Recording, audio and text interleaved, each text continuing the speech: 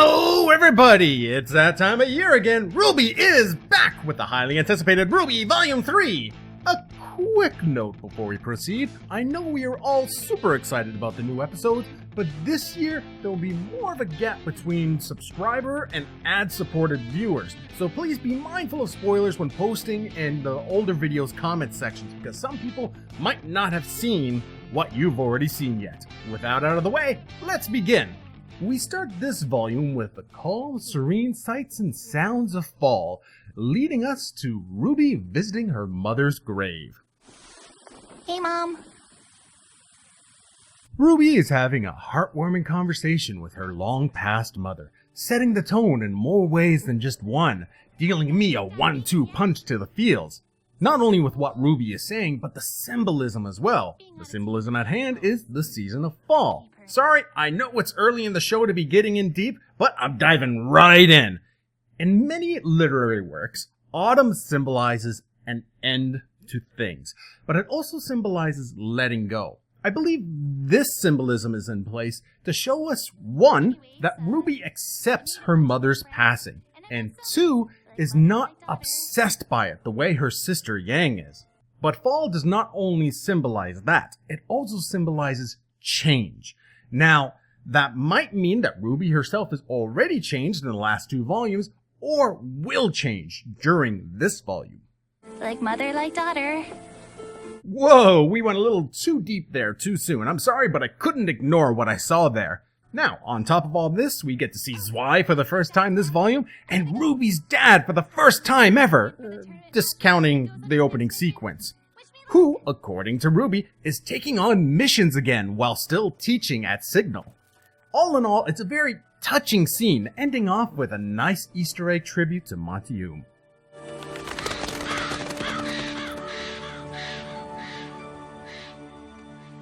Dramatic cape wipe to the main event, Team RWBY versus Team Aburn. Now, aside from the stadium just being as impressive as it was back in RTX, I am even further impressed by the crowd.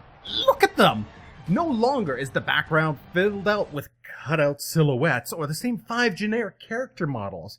Every person on this bench, that bench is an individual onto themselves. Why is this important? Because it's the little things that make the bigger things seem even more grand when that effort is put in. But enough of staring at the crowds, the fight has already started, and we have a nice tracking shot revealing Team RWBY one by one as they're each battling a member of Team Aburn.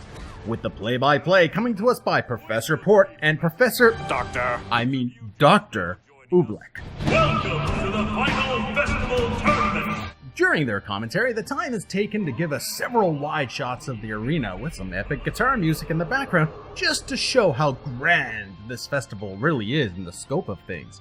They eventually fill us in on the structure of the tournament using animated holographic overboxes as guides. Correct! On top of that, just when you thought you'd get bored of staring at the commentators giving exposition, we get some rather well-done hand-drawn frames.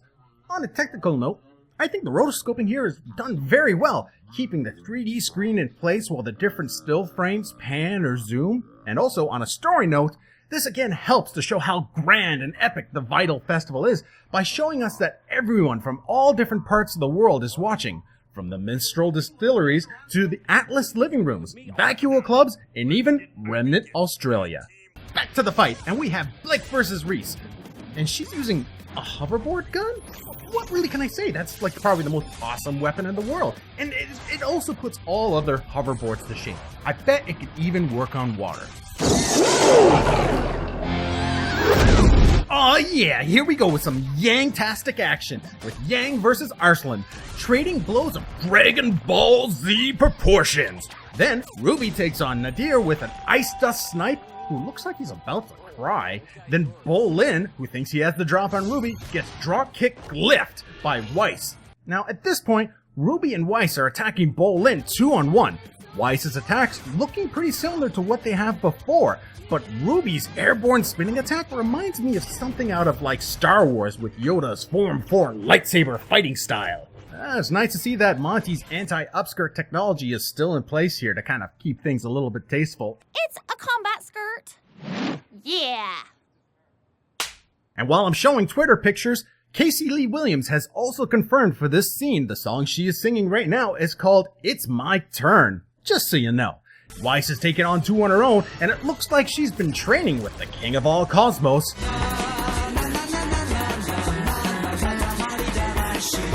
Or when all else fails, throw Yang. We did it! Winner, Team RWBY! And transition to the fairgrounds. Yet another interesting transition at that. I'm gonna get technical for a second. First, we had the RWBY cape wipe from Summer's Grave to the festival. And now the RWBY 80s movie victory jump match cut transition to the fairground. Not only are they both very imaginative transitions, but they both lead into pretty decent establishing shots. The cape wipe to the very wide of the stadium, giving us the whole vastness of the shot. And then RWBY's cape jump cut to a medium shot of the fairground, specifically including the fact that there are vendors and eating areas in right behind to kind of give us a head start as to what's the next scene's about. Now, not to say Volume 2 didn't have these, they actually did have some good ones, but I find these transitions actually a lot more imaginative, and they draw your eye to the establishing shots even more, making them pop as soon as they show up. Make the establishing shots pop. Not your eyes. Sorry, back to the story, just in time to eat. Hey! Might be hard to eat without this. God damn it, Emerald! First episode of Volume 2, and now the first episode of Volume 3. You were constantly stealing people's crap. But she seems to be friendly, giving it back, and even giving RWBY a compliment. I would like to shut your stupid little During their conversation, they mention Emerald's team, and wham bam thank you ma'am, they are kicking ass with 2 new things for the team. First, Cinder's new battle outfit, very Mad Max meets Borderlands-ish, and ooh, who could this mysterious Lolita pigtailed girl be? I am truly at a loss. Just look at those murderous eyes. I'm sure it's nobody we know. Oh, and I think Mercury has a boot fetish. Speaking of fetishes, look at all the expressions the girls have. Not just here, but the whole conversation. Emerald especially is rather, well, I usually use this term for Yang, but Emerald is rather bouncy while talking. Not that way. Okay, a bit. The more she talks, she's really talking with her whole body. It just kind of adds to the scene that these characters are more alive than what they were in previous volumes. How can they be so happy all the time? Time for lunch and ramen is on the menu. Weiss whips out the Schnee Platinum credit card. And it is declined. Save the fish, Blake. Save the fish. Save the... Aww. No. It's really nice to see Blake actually having a kind of personality, being a bit funny, you know, outside of being the emo ninja that she has been for the last 2 volumes. Oh, and this is our first sighting of the B-Team. I mean, Team Juniper, with Pyrrha offering to pay for their meal since I think Daddy has cut off Weiss from her bank account. Aw, you don't have to. But she could. Now, this scene has 2 key portions that I want to talk about. First, Nora steals the show with a fourth wall breaking rant where her mood literally turns her gray. And secondly, Ren speaks for the first time. Sorry, I don't mean to bring you all down from your highs, but I gotta mention it. Ren's new voice actor, Neith replacing his late brother. I gotta say, it actually sounds like he is trying his best to emulate Ren's voice. But the only weird thing about the whole thing is not on Neith's end. He's actually doing a pretty good job. It's the fact that I think Ren just spoke more in this scene than he has spoke in the last 2 volumes. Are you gonna take that? Speaking of replacement voice actors, Yuri Lowenthal. You might know him from such great roles as Ben from Ben 10 or Lagoon Boy from the Justice League, is now the voice of Mercury Black, replacing JJ Castillo, who left Rooster Teeth back in January. Alright. At least now we know who we're working with. This has been a production side special news announcement. Now back to your regularly scheduled RWBY review. Now, Team Juniper is up for their opening round match, and dagnammit, I might have to take back what I said about those diverse crowds. But, well, at least the front row is pretty diverse, so I'll give them that. My second complaint is, god damn it, Mercury, you're making me crave popcorn so bad right now. Now, Cinder has a very interesting line right here. Even if you know how a story ends, that doesn't make it any less fun to watch. Now, does that mean that the fight is rigged, or that they just know enough of each team member that they know which team overall is gonna win? Team Juniper versus Team Bronze. I think they said Bronze. They actually look a lot weaker than Team Juniper, to tell you the truth. Look at this girl. She looks like she's right out of Splatoon. Ooh, and the arena's randomly generated. That's what I'm talking about. Between that and an echoey Professor Pork voice in the background, I'm getting some major Smash Brothers vibe from this. 3, 2, 1, begin! What? No! You're not gonna end it there! I was all pumped up for that too. Alright, well, hey, okay.